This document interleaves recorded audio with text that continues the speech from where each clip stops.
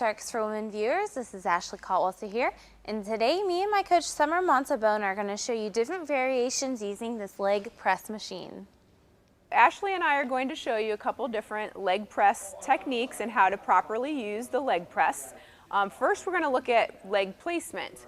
Right now we're going to start you with a regular stance. So I'm going to bring her in just a teeny tiny bit, okay, making sure her whole foot is on here.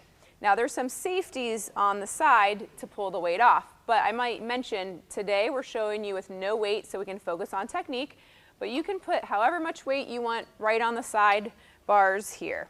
Okay, so she's going to go ahead and press the sled forward, pull the safeties out, hold on to the handles, bring it down slightly past 90 degrees, push through her heels and up. Good. So I'm going to have her do a few repetitions, and as you notice, she's not locking her knees out. She's not going to a fully extended jarred position. They're going almost straight. And again, you want to focus on pushing through your heels. Another thing I want to point out is that her lower back is staying flat up against here. Sometimes people will bring it down too far, which I'm going to have her do, and they start to roll their hips up a little bit, and that is actually incorrect and could injure your back, okay? So this is a regular stance here. Now, if she had a lot of weight in, she could pull the safeties back in, or if she feels comfortable, I'm going to have her walk her feet, okay, up to a high and wide stance. So that's just a different position there. So she's going to bring those knees and hips open out to the side. Yep, thinking through the inner thigh, pushing through the heels, and she's going to feel this a little bit more on the back side, a little bit more posterior, whereas when you have your feet closer and lower on the sled, you're going to feel it more in your quads. So let me have her take it there. So, and if I'm her spotter, I can help her right here. She's going to bring her feet closer. I'm actually going to have her bring them down a little bit. There we go. That's going to focus a little bit more on the quads. So she's going to bring them down and push through those heels. Good. So that the angle just goes slightly past 90 degrees. Notice her hips are not rolling up. And again, she's pushing through the heels.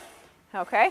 Well, let's say we have one leg that needs a little bit of work. Maybe we're post, injury, or we've got one side that's lagging. So we can do a single leg one. What I also recommend is start with your least dominant or weaker leg. So you want to make sure you have the correct foot position. Other foot's going to be down on the floor out of the way. And she's going to just use one side to push through your heel. Now, as she's doing a few repetitions here, it might be a little bit harder to keep things in line because you don't realize it, but sometimes when you have two legs together, they kind of talk to each other and keep you in line. You have to use some core to keep this in good position too. Very good. And you want to make sure then you switch and do the other leg. So she'll switch, do the other leg. Some common questions we get is, well, what if one leg is stronger than the other? Should I use a different weight? And the answer to that is no. That's why I recommend you start with the least dominant leg first to let it set what you're going to do with the rest of the workout. Go ahead and let's bring that up and rack that here, Ashley. Okay? So start with your least dominant leg and do all the repetitions there first before switching to the other one, but you never want to have an uneven amount of weight or use more weight on your stronger side. Let the weaker side catch up, and that's, it'll eventually all get together. Same thing, maybe you have one side that not only number-wise is weaker, but you can actually see it, that it doesn't have enough muscle there. Start with your less dominant side, okay? Spotter is good here. Choose your weights. Always use those safeties, and we do not recommend using a weight belt on an exercise like this, although unfortunately I see people do it all the time. So here's some leg pressing techniques that hopefully you can put into your workout. Thank you guys for watching. For more of my Keep It Fresh with Ashley K video tips and tricks, visit www.FItnessRxWomen.com.